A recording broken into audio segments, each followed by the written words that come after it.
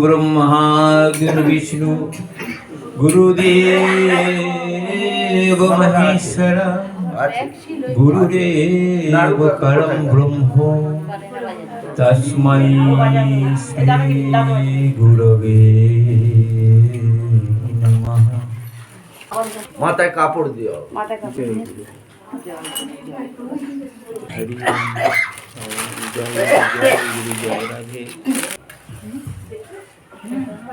ज्ञानतिमिरान्धस्व ज्ञानाञ्जनशलाकया चक्षुर्मिलितं येन तस्मै श्रीगुरवे नमः।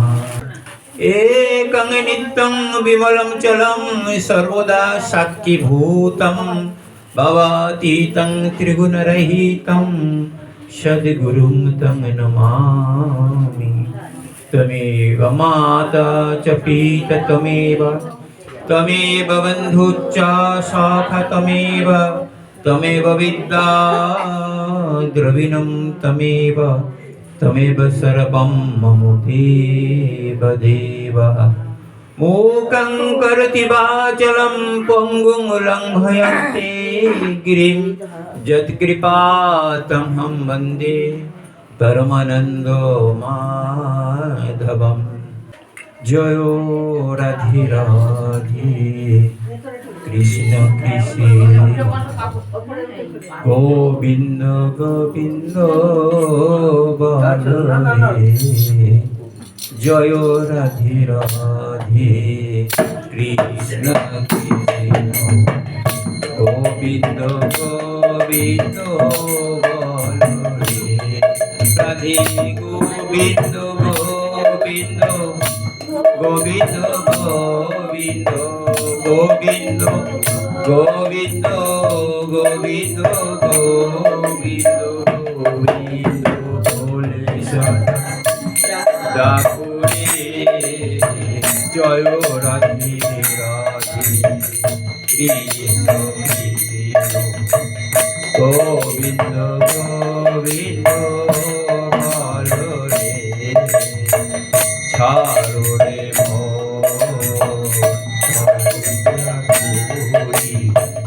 कदुनी बोलो हरि हरि। छाड़ो रे कपटा चूरी कदुनी बोलो हरि हरि।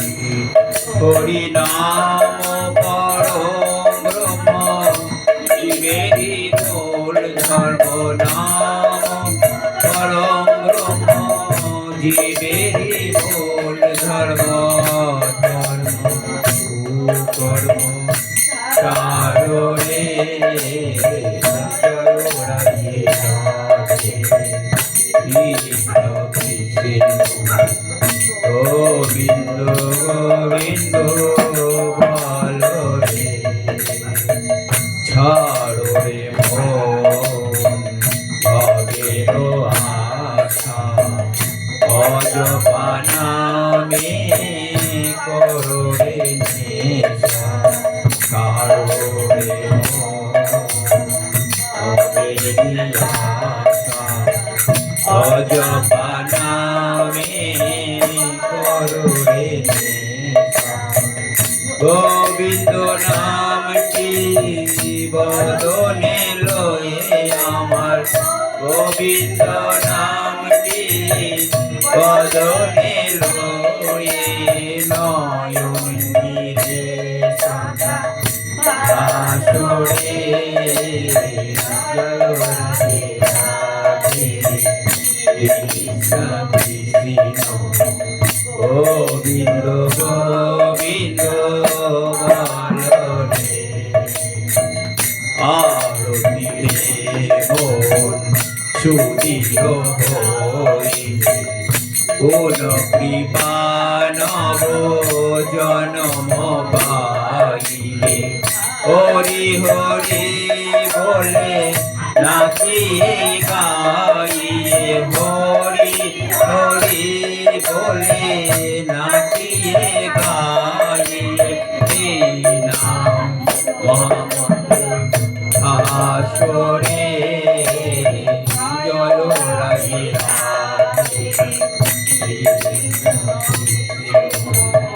গোবিন্দ গোবিন্দ বলরে বৃন্দাবন বিলাসিনী রাধে জয় বৃন্দাবন বিলাসিনী রাধে জয় বিশ্বভানু রাজনন্দিনী রাধে জয় বিশ্বভানু রাজনন্দিনী রাধে জয় হরে অষ্টসখী শিরোমণি রাধে জয় অষ্টসখীর শিরোমণি রাধে জয় রমণীর মুকুটমণি রাধে জয় রমণীর মুকুটমণি রাধে জয় কৃষ্ণ প্রেম প্রদায়িনী রাধে জয় কৃষ্ণ প্রেম প্রদায়িনী রাধে জয় রাধা নামে গৌর জপে রাধে জয় রাধা নামে গৌর জপে রাধে জয় বৃন্দাবনে এই নাম রাধে জয় বৃন্দাবনে এই নাম রাধে জয় রাধে আমায় কৃপা করো রাধে জয় রাধে আমায় কৃপা করো রাধে জয় রাধে জয় রাধে জয় রাধে জয় রাধে জয় রাধে জয় রাধে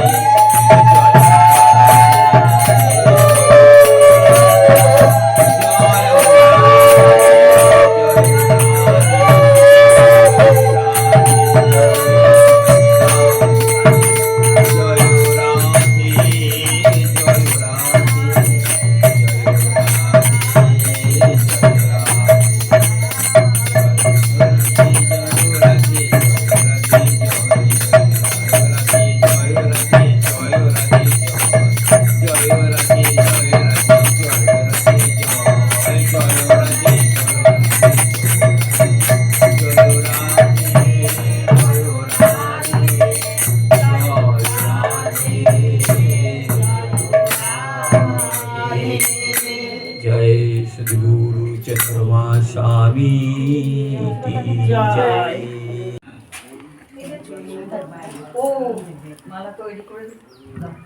এই যে আমাদের গোপাল এসে গেছে শুনতে আমাদের পাঠ দেখুন বাড়ি বা এখানে দুজন এখানে একজন এই যে একটা সবার কনিষ্ঠ। এই যে একটা এই যে সবার কনিষ্ঠ গোপাল বা বাবা জয় রাধা রানী কি জয় সব ভক্তবৃন্দকে বলছি সবাই আপনারা সবাই দেখবেন এইটা এটা আছে চ্যানেলটা গীতা স্পিক গীতা পরিবার স্পিকে আপনারা এই চ্যানেলটা দেখতে পারবেন এই যে যা তুলছি এই জন্য এটা তোলা হচ্ছে যে আমাদের পাঠগুলো কেমন হচ্ছে কে কে আছেন কেমন কি হচ্ছে ভালো হচ্ছে কি মন্দ হচ্ছে জগৎ জুড়ে গুরুজির নাম গুরুর নাম ভগবানের নাম যাতে প্রচার করা যায় এই জন্যই আমি এসব করছি গুরুর নাম প্রচার করা যায় গুরুর নামে যদি কিছু করতে পারি সেই জন্য এইসব করা যারা এখানে আছেন তারা সাবস্ক্রাইব করবেন আর যারা যারা এমনি মোবাইলে যারা দেখবেন তারাও সাবস্ক্রাইব করবেন সাবস্ক্রাইব করলে এটা চলবে আস্তে আস্তে জয় গুরু আর প্রেমের শতদল আজ পান মধুয়া তুমি কান পেতে তাই শুনি তোমার বাঁশির সুরে ঠাকুর হয় গোপতির ধ্বনি যেদিকে চাই দেখি যে তাই তোমার রূপের ছটা আনন্দে তাই পূর্ণ হলাম মনের মণিকোঠা জ্ঞান ভক্তি দিলে তুমি হৃদয় উজাড় করে ধন্য হলাম হগো ঠাকুর তোমার কৃপাবে তোমার কাছে এলাম ছুটে তোমার আশিস নিতে ছোট্ট নদীর মিলন হলো প্রেম সাগরের স্রোতে সুদামা আজ রায় কিশোরী তুমি চূড়ামণি যুগল রূপে দাও দর্শন ও গো গুণমণি জয় গুরু জয় গুরু। বাহ, তোমার আনন্দে যাবে জপলে গুরু, তোমার আনন্দে যাবে জপলে গুরুর নাম, জপো গুরুর নাম, জয় গুরুর নাম, জয় গুরুর নাম, জয় গুরুর নাম,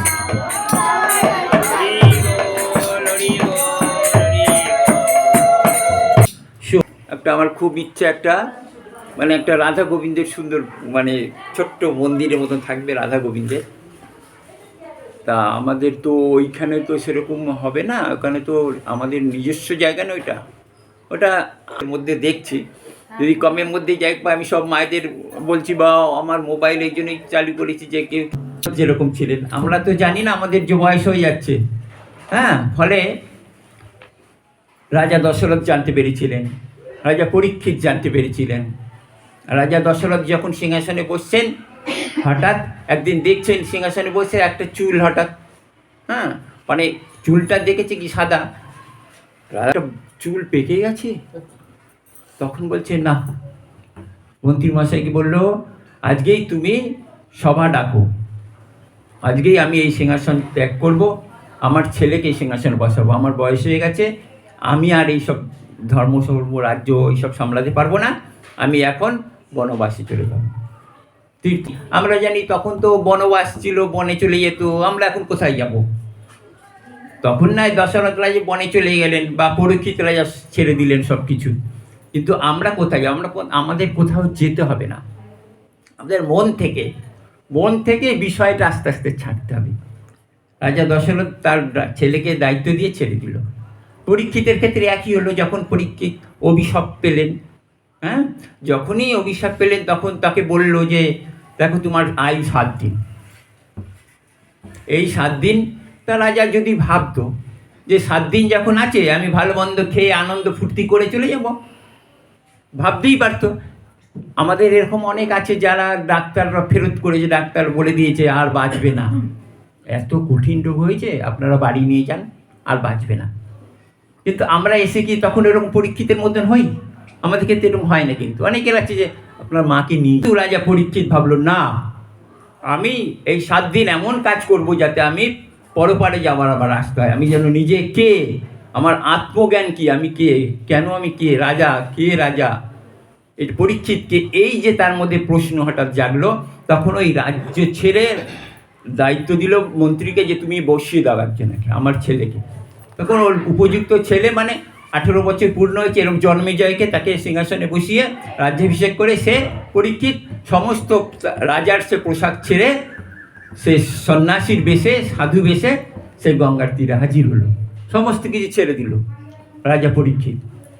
এত ভোগ বিলাস, আমাদের ছোট্ট একটা ঘর থাকে বা 2টো রুম থাকে বা 2 কাঠা বা 4 কাঠা বা একটা বাইক থাকছে, একটা গাড়ি থাকছে, এতেই আমরা বিশাল ভাবছি, আমরা যেতে পারবো না। কিন্তু রাজার ওই বিশাল সম্পত্তি, এত সুখ ভোগ, খাট আমাদের যেরকম ওই রাজার সোনার পালঙ্ক, হ্যাঁ তুলোর মতন সব, গদির মতন সব বালিশ টালিশ, রাজার কথা ভাবা যায় না। সেই সব সুখ ছেড়ে চলে যাচ্ছে, কত কঠিন ভাবুন। আমরা ভাগবত গীতা ওগুলো আমরা ভাবে পড়বো, শুনবো, স্মৃতিতে রাখবো গল্পের মতন, কিন্তু তা বলছে না। তাহলে আমরা ভাগবত এরকম নানান জায়গায় শুনবো, কীর্তন শুনবো, গীতা শুনবো, ওই শোনাটাই সার হবে, কিন্তু ওই শোনা না, পড়বো, স্মৃতিতে রাখবো, এবং ওইগুলো আমার ভেতরে আত্মীকরণ, আমার ভেতরে কিছু কিছু আমার গুণাগুলি প্রকাশ করতে হবে, ভেতরে আমার ঢোকাতে হবে যে আচ্ছা রাজা পরীক্ষিত এরকম করলো, ঠিক আছে আমিও তো, আমারও তো বয়স হচ্ছে, আমি কেন এত বিষয়ের দিকে ছুটছি, আমি একটু হালকা হালকা হয়ে যাই, ছেলে মেয়েদের উপরে দায়িত্ব ছেড়ে দিই, আমি ভগবানের চিন্তন করি, যেখানে ভাগবত পাঠ হবে বা আমি নিজে গীতা ভাগবত পাঠ করব, যতটা পারি আমার সাধ্য মতন, কোথাও পাঠ হলে আমি শুনবো, এবং খালি শুনলে হবে না, আমার এই জীবনটা, আমি সেই জীবনটা, সেই রকম জীবন পাওয়ার চেষ্টা করব।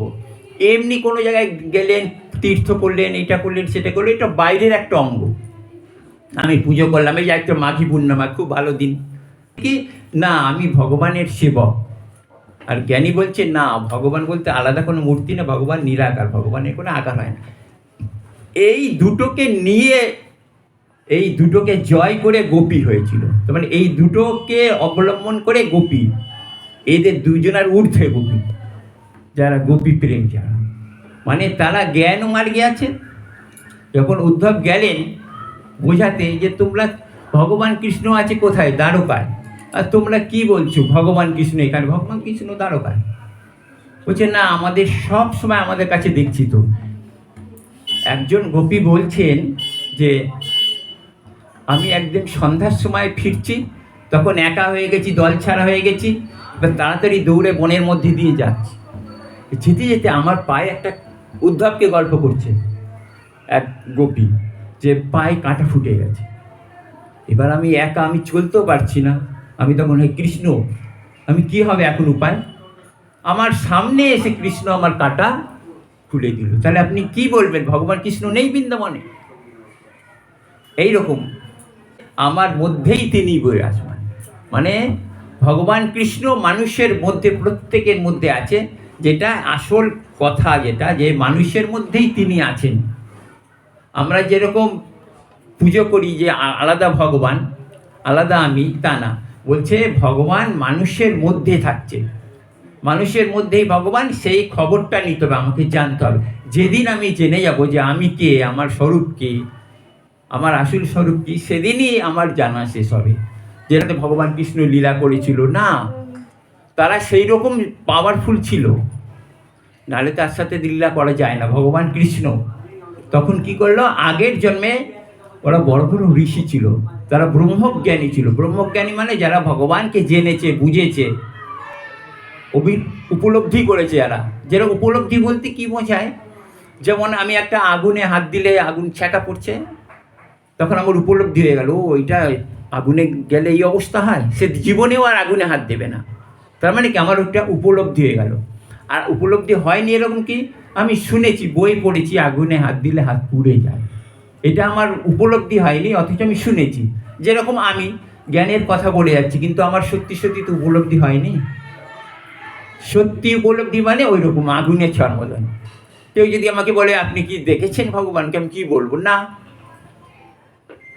তাহলে চেষ্টা করতে হবে আমাকে, চেষ্টা, এগিয়ে যাব। আমি কি ভগবান, আমার উদ্দেশ্য তাই, ঈশ্বরটা মানে পরম শান্তি। বলছে ভগবানের পরম শান্তি পেতে গেলে আমাদের জীবনে ঈশ্বরকে অবলম্বন করতেই হবে, নাহলে আমাদের পরম শান্তি নেই। কিন্তু এমনি শান্তি আসবে না, একমাত্র ভাগবত, এই গীতা, এগুলো যদি আমি পাথেয় করি, এগুলো পড়ে আমাকে প্রত্যেকটা জিনিস উপলব্ধি করতে হবে, তখন সবাই গোপী হবে। মানে আমাদের ব্যাপারটা কি, আমরা ভাগবতে বলছে যারা ভাগবত শ্রোতা, মানে যারা ভাগবত শুনতে এসছেন, তাদের কোনো গত জন্মে এই যে পূজা আশ্রা করছেন, এইসব পুণ্য কাজ, তীর্থ ভ্রমণ করেছেন, এই যে পুণ্য সঞ্চয় হয়েছে, বহু পুণ্যের ফলে তারা আবার ভাগবত শ্রবণ করতে আসছে। আমরা কিন্তু বুঝতে পারছি না, আমরা হয়তো বুঝতে পারছি না, কিন্তু এই যে কথাগুলো আপনারা শুনছেন, এটা বলছে ভাগবত যারা শুনছে, গীতা যারা শুনছে, তারা পূর্বজন্মে কোনো ভালো কর্ম করেছিলেন, পুজো আচরা, সুকর্ম, ভালো কর্ম করার ফলে তাদের এই জন্মে তারা আবার ভগবান, তারা এই ভাগবত শোনার যোগ্য হয়ে উঠেছে। নাহলে তো অনেক লোক আছে এই পাড়ায়, সবাই তো শুনতে আসেনি। তাহলে বহু কৃপার ফলে বলছে তারা ভাগবত আসরে তারা বসেন। তাহলে আপনারা অনেকটা এগিয়ে গেছেন, ধরুন 50% এগিয়ে গেছেন ভগবানের কাছে। আর যারা আসেনি মানে একদম জিরোতে বসে আছে। তাহলে আমাদের কি কাজ হবে, আমরা অনেকটা এগিয়ে গেছি। এইবার আমাদের ওই আস্তে আস্তে নিজেকে ভাগবত মুখী করে নিতে হবে। দেবের পাঠ শুনে রাজা পরীক্ষিতের 7 দিনের মধ্যেই তার আত্মজ্ঞান এসে গেছিল।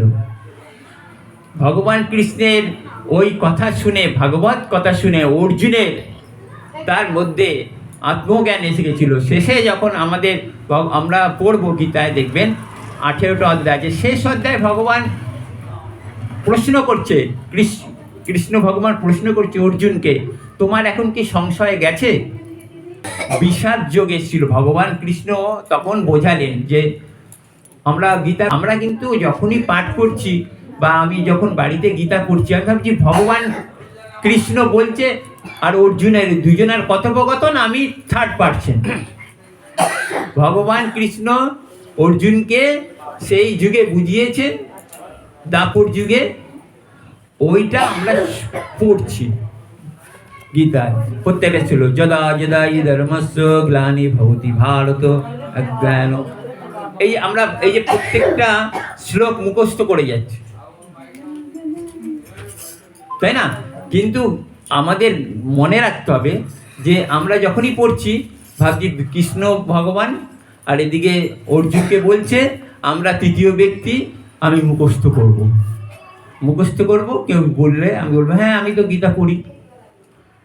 আমাকে একটা ভেবে নিতে হবে, আমাকে একটা জিনিস ভেবে নিতে হবে, যখন আমি যেখানে পাঠ হচ্ছে, যেখানে ভাগবত পাঠ হচ্ছে, হ্যাঁ হ্যাঁ, আমার গুরুকে স্মরণে রেখে, রাধারানীকে স্মরণে রেখে, এইগুলো স্মরণে রেখে আমার এই আসনে বসতে হয়। আসনে আগে তাকে পুজো, একটা ফুল দিয়ে পুজো করে সমর্পণ, ব্যাসের চিন্তন করে যে হে হে ঋষি তুমি সব করিয়ে নেবে, আমার কোনো ক্ষমতা নেই, তুমি সব করিয়ে নেবে, এই বলে ব্যাসপীঠে বসতে হয়।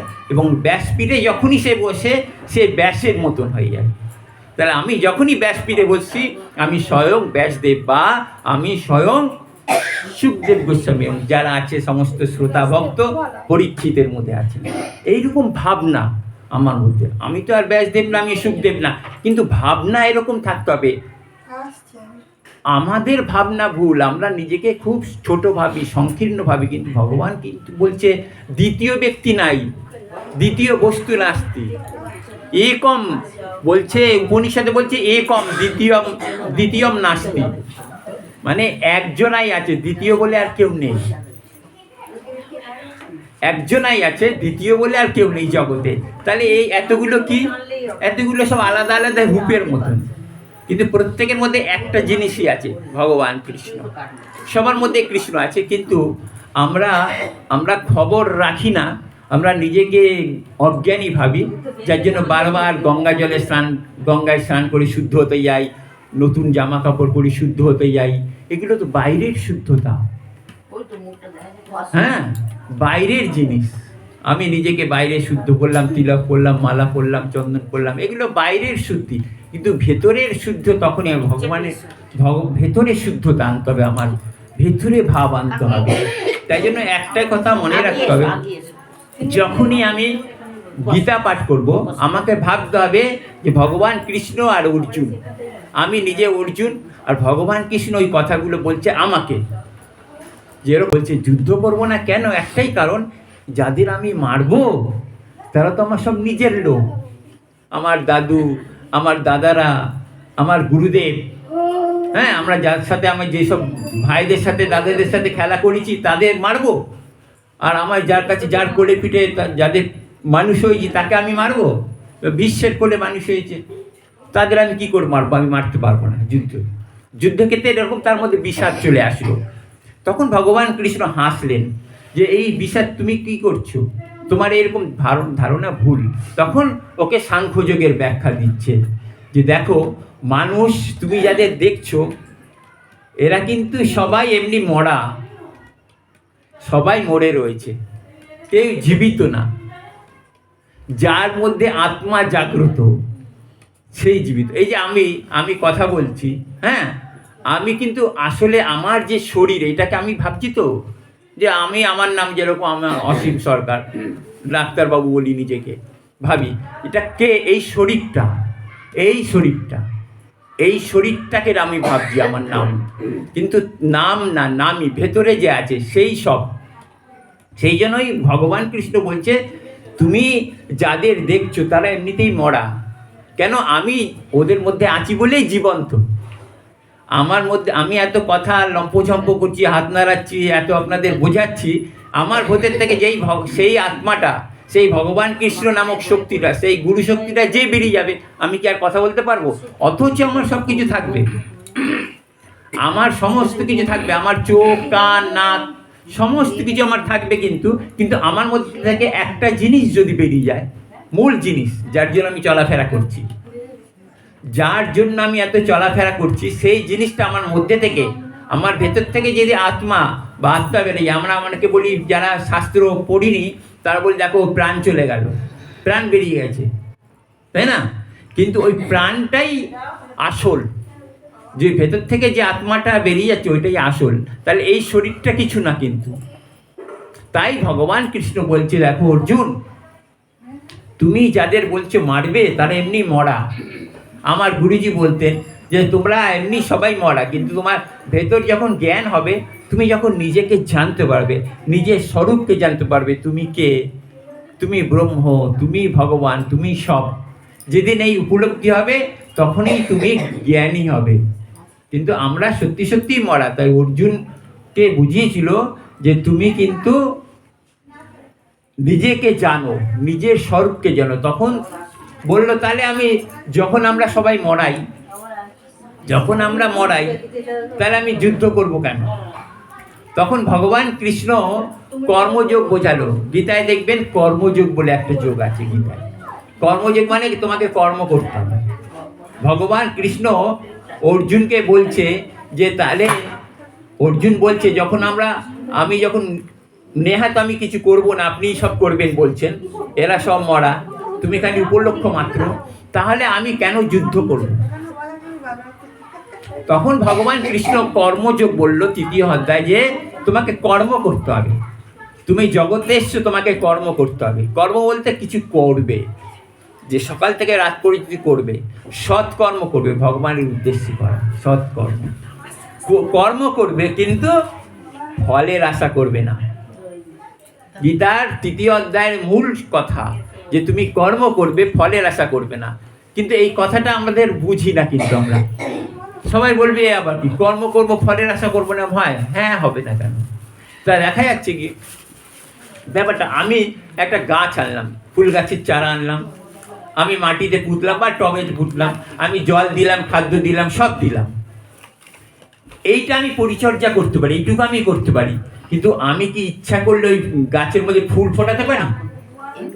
আমি একটা টবে গাছ নিলাম, ফুল গাছ নিলাম, সেটায় জল দিলাম, পরিচর্যা করলাম, সমস্ত কিছু রক্ষণাবেক্ষণ করছি, এইটুকু আমি করছি। কিন্তু যদি ফল বা ফুল, সেই ফুলটাকে আমি ফোটাতে পারবো? তাহলে সেটা কে ফোটাবে? গাছে ফুল ফোটাবে কে? ভগবান ফোটাবে। তাহলে ফলটা ভগবান দেবে। তার মানে আমাকে এই পরিচর্যা, এই যে একটা গাছে, একটা ফুল গাছে পরিচর্যা করছি, এইটা আমাকে করতে হবে। তার মানে আমি যে কর্মগুলো করবো, যে সমাজে থাকছি, যে আমার সংসারে, কর্মটা ভালোভাবে করব। ফলটা আমার হাতে নেই, ফলটা কিন্তু ভগবানের হাতে আছে। তাই জন্য এক ছাত্র যখন পরীক্ষা দিতে গেছে, তখন দেখছে পরীক্ষা দিতে গিয়ে 2টো খাতা। তা মাস্টারমশাইকে বলছে, স্যার 2টো খাতা কেন? আমি তো একজন। বলছে, একজন তুমি পরীক্ষা দেবে, আর ওই খাতাটায় ফল, আমি ফল লিখবো, কত কি পাচ্ছ। বলে তুমি ওই দিকে তাকিও না, আমি কত নাম্বার, তাহলে তোমার লেখা ভালো হবে না, পরীক্ষা ভালো হবে না। তুমি পরীক্ষায় নজর দাও, তোমার পরীক্ষায় নজর ভালো হলে আমার ওই খাতাটাও ভালো হবে, ফলটা। তা সেরকম ভগবানও তাই করছে। তোমার যুদ্ধ নেমেছ, সংসার নামক যুদ্ধে, এই যুদ্ধে তুমি কি করবে? কর্ম করবে নিঃস্বার্থভাবে। ভগবান কৃষ্ণ সেটাই কর্মযোগে বোঝালেন। দেখো ভগবান বলছেন অর্জুনকে, তুমি যুদ্ধ করে যাও, হেরে যাবে, হারবে। হেরে গেলে তুমি যদি মারা যাও, হেরে গেলে মারা যাবে, তুমি স্বর্গ লাভ করবে, আর জিতে গেলে রাজ্য ভোগ করবে। ভগবান তো একটা করছি, আমি কর্ম করব আমার সমস্ত ইন্দ্রিয় দিয়ে। আমার চোখ আছে, আমার হাত আছে, আমার 10 ইন্দ্রিয়, চোখ, হাত, পা, এই সমস্ত ইন্দ্রিয় দিয়ে আমি কর্ম করব। কিন্তু একটা ইন্দ্রিয় যেটা আমি দেখতে পারি না, যেটার কোনো অঙ্গ নেই, সেই হলো মন। সেই মনকে কাকে দেবো? সেই মনটা গুরুর চরণে বা ভগবানের চরণে দিয়ে কাজ করব। ভগবান এইটাই বলছে যে তুমি ভগবান কৃষ্ণ আছে, ভগবান কৃষ্ণ বলছে আমি সর্বভূতে আছি। অর্জুনকে বলছে যে আমি সর্বভূতে, সবার মধ্যে আছি। অর্জুন বলছে আমার বিশ্বাস হচ্ছে না। অর্জুনকে বলছে আমি সবার মধ্যে আছি, অর্জুন আমাদের মধ্যে নেই। অর্জুন বলছে আমার তো বিশ্বাস হচ্ছে না। তখন বলছে তোমার যখন বিশ্বাস হচ্ছে না তাহলে কি করবো? বলছে তোমার সেই স্বরূপটা দেখাও, তুমি সবার মধ্যে আছো যে, আমাকে দেখাও।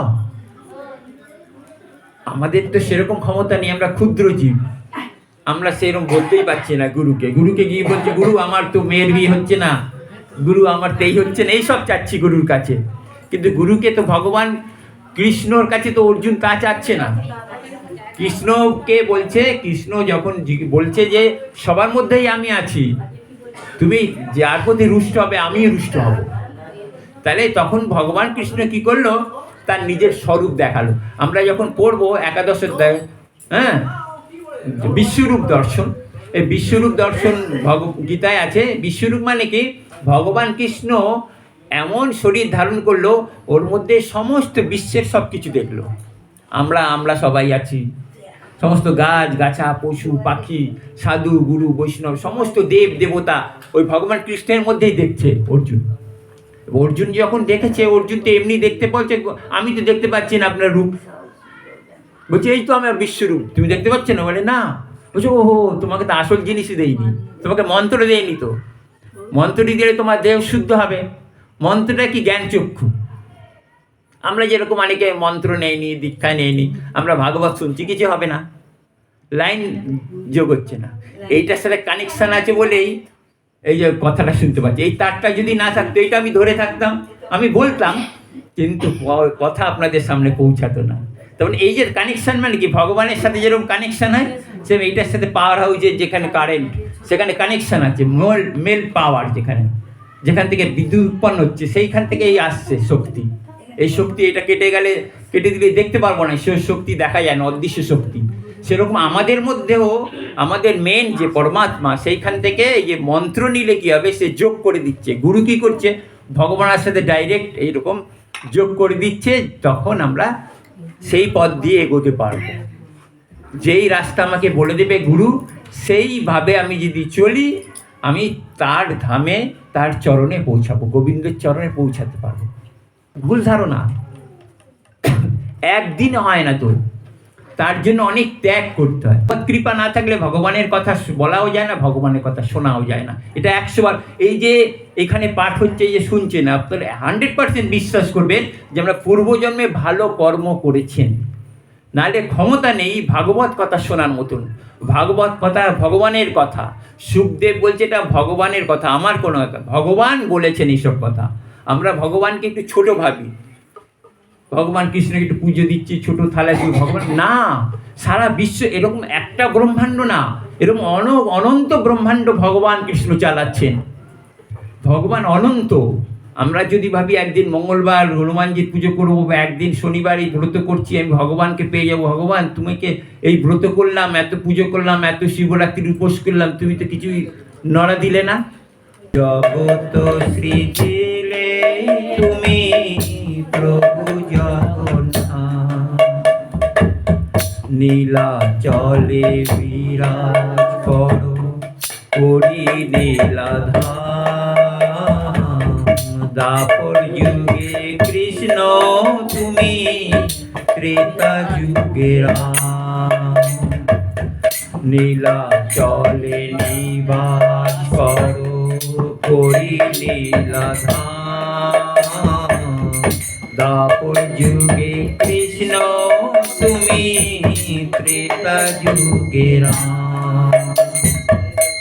সর্বজীবে দয়া করো, সর্বজীবে দয়া করো, ও হে প্রাণনাথ তুমি জগন্নাথ। জগত সৃজিলে তুমি প্রভু জগন্নাথ। বৈষ্ণব শৈব শাক্ত সবাই তোমার পূজারি, দারু ব্রহ্ম পুরুষোত্তম, সত্য যুগের হরি। বৈষ্ণব শৈব শাক্ত সবাই তোমার পূজারি,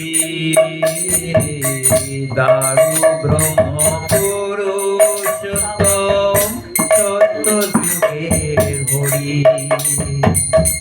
বিশ্ব শান্তি করে প্রভু, বিশ্ব শান্তি করে প্রভু, ওরাও মনের সাধ প্রভু জগন্নাথ। জগত সৃজিলে তুমি প্রভু জগন্নাথ। বলো কাম শিব শক্তি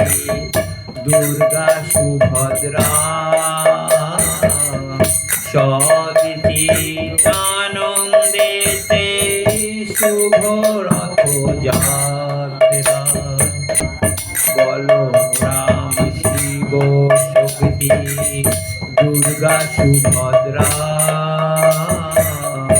সদিচিতানন্দেতে শুভ রথ যাত্রা রথে রশি ধরে জপি রথে রশি ধরে জপি জয় জগন্নাথ প্রভু জগন্নাথ জগৎ সৃজিলে তুমি প্রভু জগন্নাথ বিষ্ণুর অবতার তুমি বিষ্ণুর অবতার তুমি করি প্রভু জগন্নাথ জগৎ সৃজিলে তুমি প্রভু জগন্নাথ জগৎ